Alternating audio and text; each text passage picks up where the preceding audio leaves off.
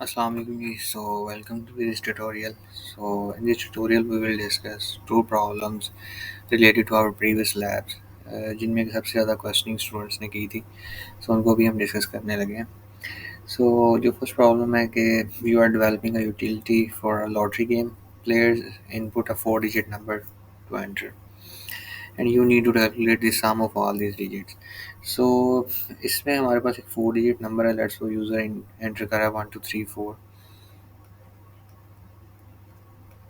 और हमने उसमें आउटपुट क्या करवानी है. हम जितने भी डिजिट्स, ये 4 डिजिट नंबर है तो जो इसके डिजिट्स हैं उनको सेपरेट आउट करके हमने उनको ऐड करवाना है और उसका सम हमने रिटर्न करवाना है. सो अगर 1234 इनपुट है हमारे पास, सो इस इनपुट को हमने आउटपुट में कन्वर्ट करना है. इसके ईच ईच जो सिंगल डिजिट है उसको हम सम करेंगे और उसके बाद उसको रिटर्न करवा देंगे, तो ये उसकी आउटपुट हो जाएगी. सो इसके लिए थोड़ा सा हम पहले इस प्रॉब्लम को देखते हैं. इसमें हमारे पास क्या ऑप्शन है. सो इसमें जो हमें हिंट गिवन है वो ये है कि हम मॉडुलस ऑपरेटर को यूज़ कर सकते हैं और डिवीजन ऑपरेटर को यूज़ कर सकते हैं. तो सबसे पहले मॉडुलस ऑपरेटर को देखते हैं. मॉडुलस ऑपरेटर का साइन कुछ ऐसा है और ये हमारे पास डिवीजन ऑपरेटर है. सो मॉडुलस ऑपरेटर की अगर हम बात करें तो लेट्स सपोज अगर मेरे पास कोई नंबर है, नंबर 5 है. 5 mod 6 अगर मैं करता हूँ तो इसमें हमारे पास जो रिमाइंडर है वो 5 आएगा.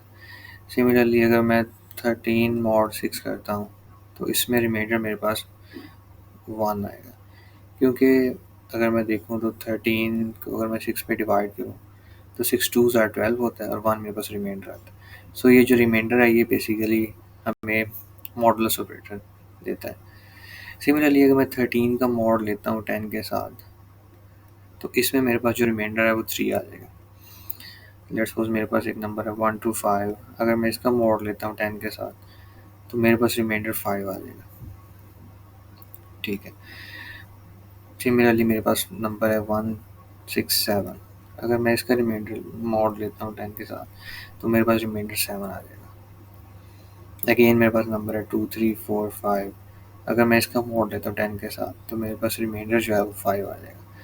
सो इन सब में अगर हम देखें, अगर हम थोड़ा सा एनालिसिस करें तो अगर हम 10 के साथ मॉडुलस ऑपरेटर, अगर हम किसी भी नंबर का मॉड लेते हैं 10 के साथ तो जो हमारे पास लास्ट डिजिट है वो एक्सट्रैक्ट होके आ जाता है. सिंगली यहाँ पे 3 आ गया, यहाँ पे 5 आ गया, देन 7 आ गया और देन यहाँ पे हमारे पास 5 आ गया. ठीक है. सो अभी हम अपनी एक इनिशियल एग्जांपल को कंसीडर करते हैं कि लेट्स सपोज अगर यूज़र ने 1 2 3 4 इनपुट किया है और अगर मैं इसका मॉड ले लेता हूँ 10 के साथ तो मेरे पास जो आंसर आएगा वो मेरे पास 4 आ जाएगा. ठीक है. उसके बाद नेक्स्ट अगर मैं देखूँ, अगर मैं 1 2 3 4 को डिवाइड करता हूँ 10 के साथ तो मेरे पास जो आंसर है वो मैथमेटिक्स में कुछ इस तरह का होगा 1 2 3.4. लेकिन अगर मैं इस नंबर को स्टोर करना चाहता हूँ इंटीजर में, कोई मेरे पास इंटीजर टाइप का वेरिएबल है, सो अगर मैं उसमें इसको स्टोर करता हूँ तो ये 1 2 3 उसमें स्टोर हो जाएगा.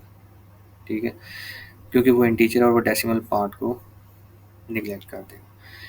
सो अगर मैं इसको स्टोर करवाता हूँ इंटीजर में तो मेरे पास सिर्फ 1 2 3 स्टोर होगा. अगेन अगर मैं इस नंबर का ये जो वेरिएबल मैंने स्टोर किया, अगर मैं इसका मॉड लेता हूँ 10 के साथ सो मेरे पास 3 जो है वो आ जाएगा. सो फर्स्ट स्टेप में हमारे पास लास्ट डिजिट आया, सेकंड स्टेप में हमारे पास सेकंड लास्ट डिजिट आ गया. अगेन मैं कुछ इस तरह करता हूँ कि मैं इस नंबर को डिवाइड करता हूँ 10 के साथ तो उसमें मेरे पास क्या होगा और मैं इसको दोबारा उसी वेरिएबल में स्टोर करवा लेता हूँ. तो इसमें अगर मेरे पास नंबर यहाँ पे 1 2 3 था तो उसके बाद वो डिवाइड होके 1 2 रह जाएगा. ठीक है. तो अब जब ये 1 2 रह गया तो अगेन मैं इसका मॉड ले सकता हूँ 10 के साथ. इस 1 2 का अगर मैं मॉड लेता हूँ 10 के साथ तो मेरे पास रिमाइंडर जो है वो 2 आ जाएगा और इसको अगेन मैं और ये हमारे पास अब एक और डिजिट आ गया एक्सट्रैक्ट हो गया.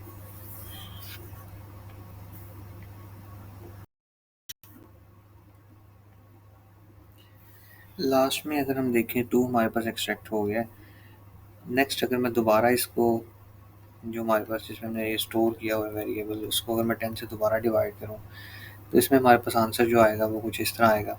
पहले 1 2 था हमारे पास, 1 2 को अगर मैं 10 से डिवाइड करता हूँ तो अब मेरे पास जो आंसर आएगा वो 1 आ जाएगा.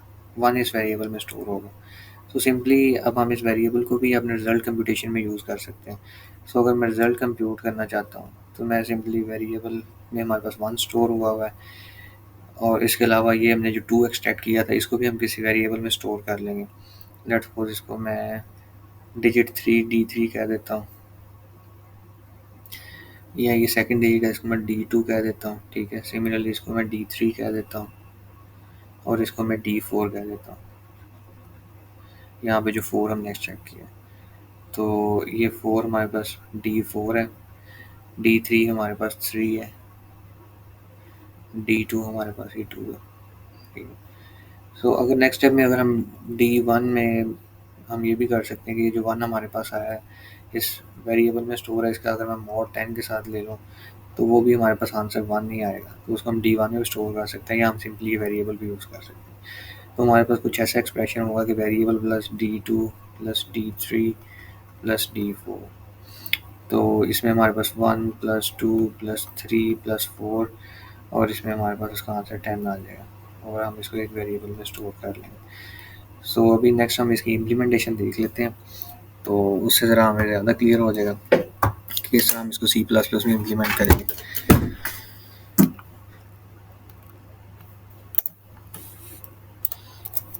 सो इम्प्लीमेंटेशन में हम इसकी कुछ जो नेसेसरी हमें लाइब्रेरीज इंक्लूड करनी है वो कर लेते हैं। हैश इंक्लूड आईओस्ट्रीम और इनपुट आउटपुट के लिए using name space std int main, जो हमारा C++ का बेसिक टेम्पलेट है, और रिटर्न 0। सो सबसे पहले जब हमने यूज़र से इनपुट लेनी है तो हमें उसे कुछ ना कुछ डिस्प्ले करवाना पड़ेगा कि हमें 4 डिजिट नंबर चाहिए, क्योंकि हमें प्रॉब्लम में बताया गया कि हमने यूज़र से 4 डिजिट नंबर लेना, तो हम सबसे पहले उसे डिस्प्ले करवा देते हैं, सी आउट करवाते हैं कि एंटर ये 4 डिजिट नंबर, साथ एंड लाइन यूज़ कर लेते हैं। सो यूज़र हमें यहाँ पे 4 डिजिट नंबर एंटर करें। अब जैसे ही यूज़र नंबर एंटर करेगा तो हमें उसकी जो इनपुट लेने के लिए जो हमें इन्फॉर्मेशन यूज़र हमें देगा उसे स्टोर करने के लिए किसी न किसी वेरिएबल की ज़रूरत होगी। सो वेरिएबल किस टाइप का होगा, इंटीजर टाइप का होगा। ठीक है, इंटीजर नम के नाम से हम वेरिएबल बना लेते हैं और इसको 0 से हम इनिशियलाइज कर देते हैं, क्योंकि हमें 4 डिजिट नंबर चाहिए तो हम इंटीजर टाइप का एक वेरिएबल बनाएंगे और उसमें हमने इसको स्टोर। अब यूज़र जैसे ही इनपुट देगा तो वो नम में आगे स्टोर हो जाएगी। अब यूज़र की इनपुट तो हमने स्टोर करवा ली है, नेक्स्ट स्टेप इसमें हमारा क्या होगा। अगर हम देखें तो यहाँ से हमने जब यूज़र की इनपुट ली है उसके बाद हम देख रहे हैं कि हम नंबर को एक तो उसका मॉड ले रहे हैं और दूसरा हम उसको डिवाइड कर रहे हैं। ये नंबर हमारे पास 1 2 3 4 आया था, उसमें हमने इसका मॉड लिया और देन हमने इसको उसको डिवाइड किया। तो अगर हम इस स्टेप में जाएं तो नंबर का अगर मैं मॉड लेता हूँ, नम मॉड लेट्स सपोज 10 करता हूँ, सो इसमें हमारे पास जो आंसर है वो तो अगर लेट्स सपोज यूज़र ने नम की जगह यहाँ पे मेरे पास 1 2 3 4 एंटर किया है, तो अगर मैं नम मॉड 10 करूँगा तो मेरे पास आंसर तो 4 आ जाएगा। लेकिन अब इसमें दो चीज़ें हैं, एक तो हमने इसको कहीं ना कहीं स्टोर करवाना है, उसके लिए हमें एक वेरिएबल रिक्वायर्ड होगा। मैं लेट्स सपोज इंट D4 के नाम से, या मैं इसको डिजिट अंडरस्कोर 4 कर लेता हूँ। ठीक है, मैं एक वेरिएबल बना लेता हूँ। ठीक है, इस ताकि वो इसको स्टोर कर ले। ठीक है, वो आ जाएगा digit underscore 4 is equal to num mod 10। So digit 4 में तो हमारा स्टोर हो गया। दूसरा एक और ये कि हम कोडिंग कन्वेंशन में हमें पता है कि हम डायरेक्टली मैजिक नंबर नहीं यूज़ कर सकते। सो इस 10 को हम क्या करते हैं, कॉन्स्ट डिक्लेयर कर देते हैं, कॉन्स्ट इंट 10 के नेम, और हमें पता है कि जो हमारी कन्वेंशन है उसके मुताबिक जो भी हम कॉन्स्टेंट डिक्लेयर करते हैं वो अपर केस में होता है। सो यहाँ पे इन दोनों चीज़ों को हम रिमूव कर देते हैं, यहाँ पे हम 10 लिख देंगे। ठीक है, अब यहाँ पे डिजिट 4 है, हमारे पास जो नंबर 4 है वो स्टोर हो चुका है। नेक्स्ट स्टेप में हम क्या करते हैं कि जो नंबर है हम उसको अपडेट कर लेते हैं, क्योंकि हमने नेक्स्ट स्टेप में नंबर को 10 से डिवाइड करना था, जो भी हमने नॉर्मली देखा था। क्योंकि अगर हम 10 से डिवाइड करते हैं तो हमारे पास जो आउटपुट आएगी अगर हम उसे इंटीजर में स्टोर करते हैं तो 1 2 3 होगा। ठीक है, जैसे फर्स्ट स्टेप में हमने यहाँ पे मॉडुलस लिया और जब हम 10 से हम उसको डिवाइड करते हैं तो हमारे पास मैथमेटिक्स में आंसर आता है 123.4। तो अगर हम उसको इंटीजर वेरिएबल में स्टोर करते हैं तो 1 2 3 रह जाएगा हमारे पास। तो हम ये करते हैं कि हम नंबर को ही अपडेट कर देते हैं, नम इज़ इक्वल टू, क्योंकि नंबर हमारे पास एक इंटीजर है और हम उसको 10 से जो डिवाइड कर रहे हैं, हम यहाँ पे उसको दोबारा अपडेट कर लें, ताकि अब जो नम में 1 2 3 4 था पहले, तो अब इस स्टेप की एग्जीक्यूशन के बाद वहाँ पे 1 2 3 रह जाए। ठीक है, अगेन अब हमने क्या करना है, अब हमें नंबर से मोड चाहिए। अब हम दोबारा नम मोड करेंगे, नम मोड 10 करते हैं, तो इसमें हमारे पास जो आंसर आएगा वो 3 आ जाएगा, क्योंकि नंबर 1 2 3 था। अगर हम उसका 10 से मोड लेते हैं तो लास्ट जो एलिमेंट है वो एक्सट्रैक्ट हो जाएगा। ठीक है, तो 3 हमारे पास आ जाएगा। अब 3 को गेन हमने कहीं ना कहीं स्टोर करवाना है। उसको स्टोर करवाने के लिए हमें एक और वेरिएबल की ज़रूरत पड़ेगी, जिसको हम डिजिट 4 की बजाय डिजिट 3 का नेम दे देते हैं। ठीक है, और इसमें हम स्टोर करवा लेते हैं।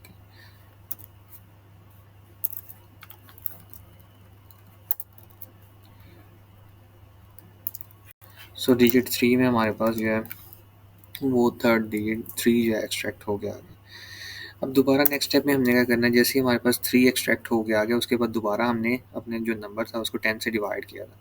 10 से हम डिवाइड करते हैं तो हमारे पास क्या होता है, सिर्फ 1 और 2 रिमाइंडर रह जाता है। सो अगेन हम इस स्टेटमेंट को यूज़ करेंगे, और इसमें हम क्या कर रहे हैं कि हम सिंपली नंबर को दोबारा 10 से डिवाइड करें। जो पहले 1 2 3 था, अब उसमें हमारे पास क्या होगा, सिर्फ 1 2 रह जाएगा। ठीक है जी, 1 2 रह जाएगा। और अब जब ये हमारे पास 1 2 रह गया, अब हम एक और नंबर एक्सट्रैक्ट करने के लिए दोबारा इसका 10 से मोड लेंगे। सो जब हम 10 से मोड लेंगे, नम मोड 10 करेंगे हम, तो हमारे पास इस टाइम जो आंसर आएगा वो 2 आएगा। ठीक है, तो इस आंसर को हमने अब स्टोर करवाना है ताकि हम इसको फर्दर यूज़ कर सकें। तो हम एक और वेरिएबल बनाएंगे डिजिट अंडरस्कोर 2 के नेम से, और हम इसको यहाँ पे डिक्लेयर भी कर देंगे ऊपर, इन डिजिट अंडरस्कोर 2। सिमिलरली एक और भी डिक्लेयर कर लेते हैं, इन डिजिट अंडरस्कोर 1, ताकि हम फर्स्ट डिजिट को भी स्टोर करवाएं।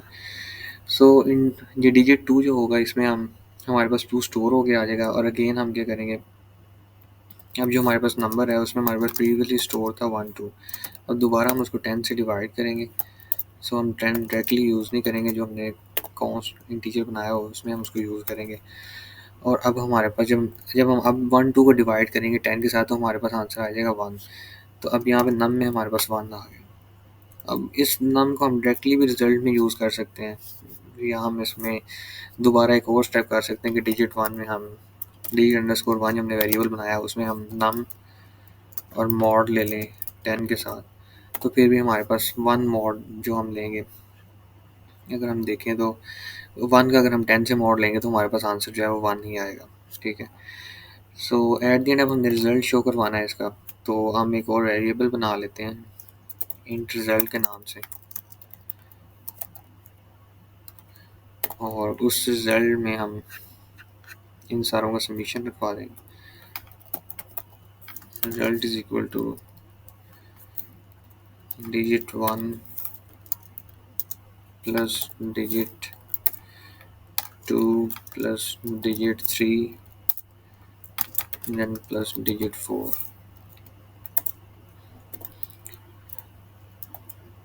और एंड में हम इसको सी आउट करवा देते हैं, the sum of 4 digit number is result, और एंड लाइन आगे यूज़ कर लें। सो अब ये जो हमने कोड किया इसको रन करके देख लेते हैं।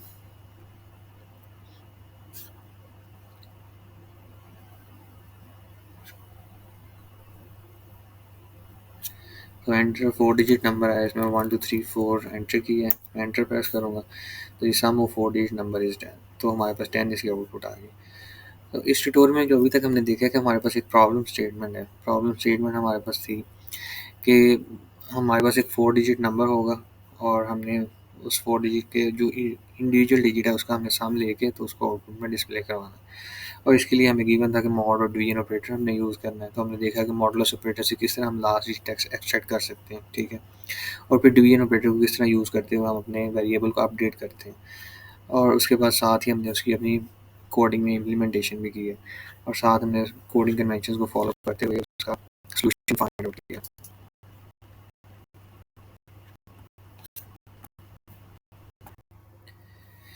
ओके, और जिसमें हमारे पास सेकंड प्रॉब्लम है, उसमें हमें कहा गया कि write a C plus plus program that prompts the user to enter their full name into single variable. तो एक सिंगल वेरिएबल में हमने यूज़र का फुल नेम एंटर करवाना है, उसको स्टोर करवाना है, then display the name with specific format using set width. तो 50 कैरेक्टर्स की विड्थ हमारे पास होगी, और जो रिमेनिंग जो भी हमारे पास स्पेसेस होंगे उनको हमें सेट फिल करवाना है एक डैश कैरेक्टर के साथ। सो अभी तक जो हमसे रिक्वायर्ड किया गया कि हम एक इनपुट किस तरह की होनी चाहिए हमारे पास। इनपुट यूज़र का कोई नेम हो सकता है, जो कि मैंने एग्जांपल सैंपल आउटपुट दिखाई। तो अगर लेट्स सपोज यूज़र इनपुट करेगा मोहम्मद फराज MVHAMMAD, और स्पेस के साथ अगर वो फराज एंटर करता है, तो यूज़र अगर इस तरह की इनपुट देगा तो टोटल हमने 50 जो करेक्टर्स हैं उनको ऑक्यूपाई करना है।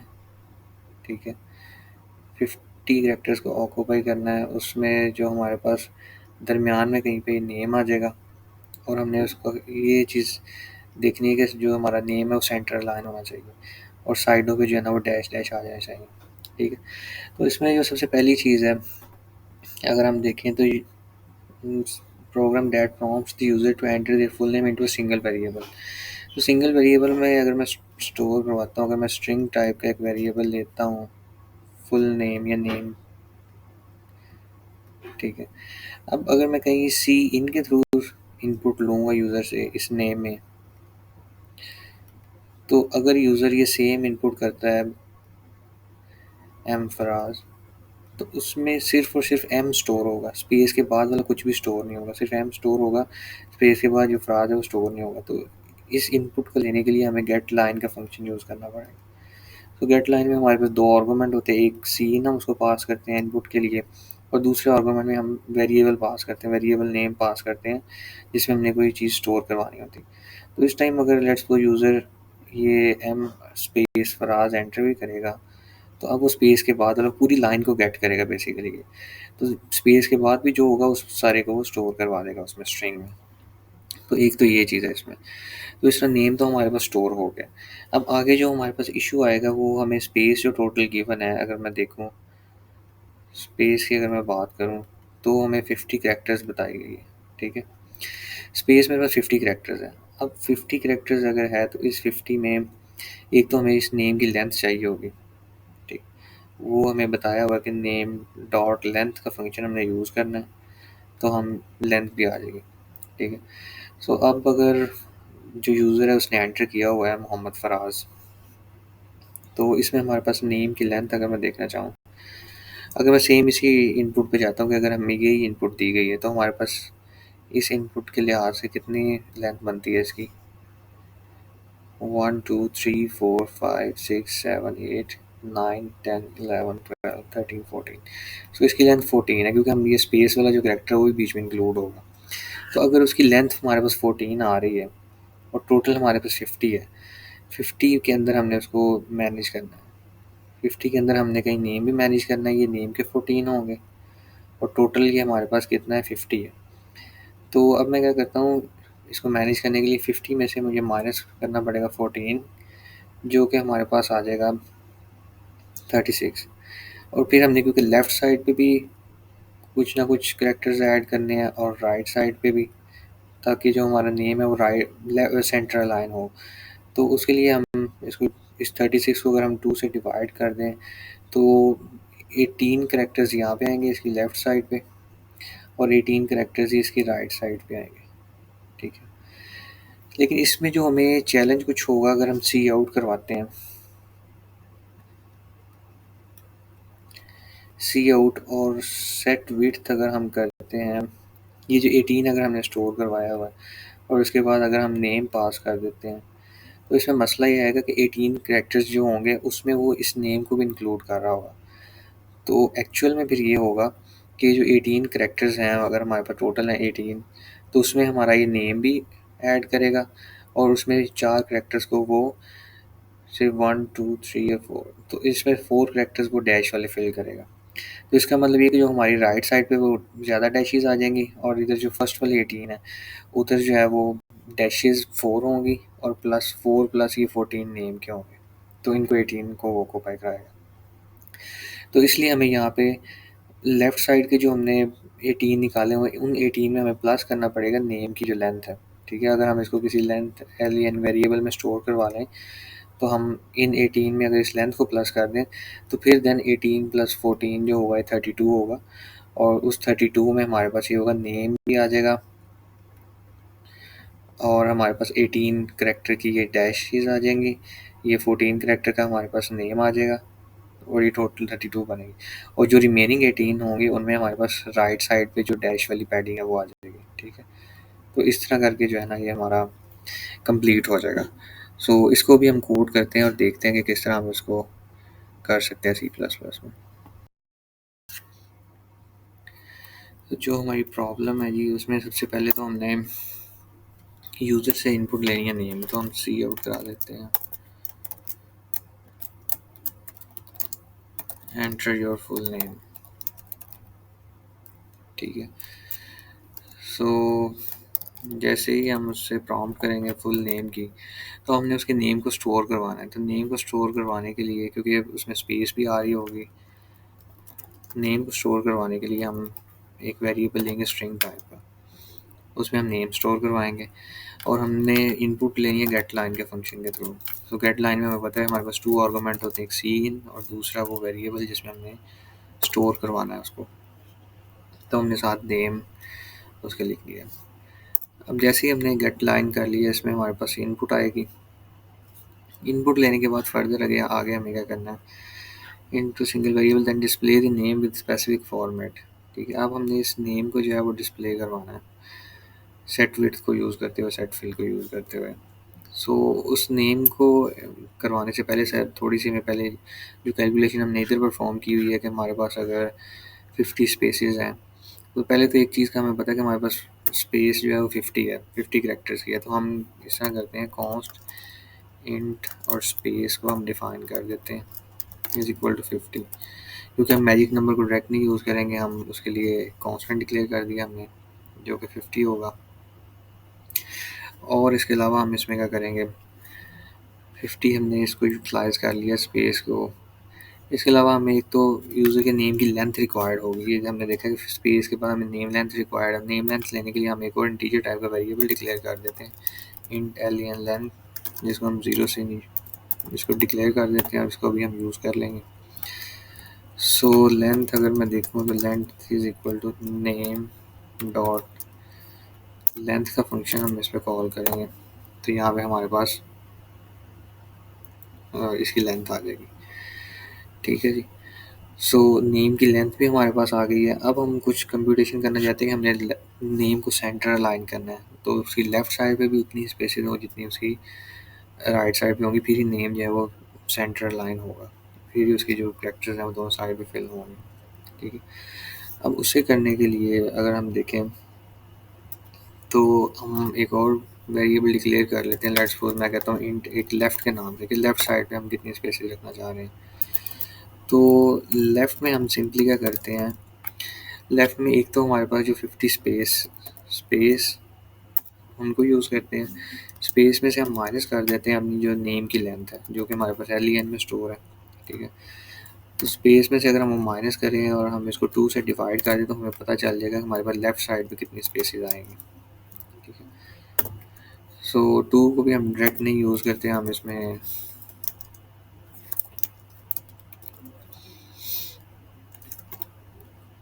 स्टोर करवा लेते हैं कांस्टेंट में, और इसको इस तरह यूटिलाइज़ कर लेते हैं, ठीक है जी।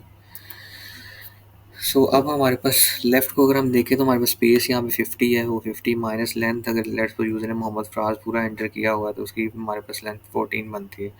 तो 50 माइनस 14 हमारे पास 36 होगा, और हम उसको 2 से डिवाइड करें तो हमारे पास 18 लेफ़्ट में स्टोर हो जाएगा। लेफ़्ट साइड पे हम 18 स्पेसेस हम आ जाएंगे हमारी। तो अगर मैं सी आउट में जाता हूँ और लेट्स सपोज सेट फिल कर देता हूँ, और इसमें एक कैरेक्टर भी पास कर देता हूँ, कैरेक्टर जो हमने पास करना है वो सिंगल कोट्स में होगा, ठीक है जी। और सेट फिल को यूज़ करने के लिए हमें हैश इंक्लूड हायर मैनिपुलेशन की लाइब्रेरी ऐड करनी पड़ेगी, वो हम ऐड कर लेते हैं।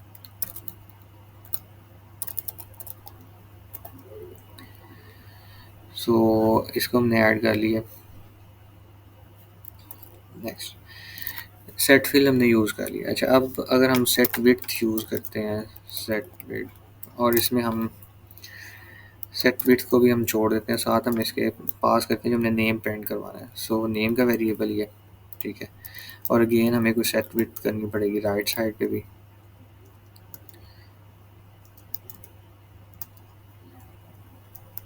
राइट साइड पे भी कोई नेम की राइट साइड पे हम विड्थ सेट करेंगे।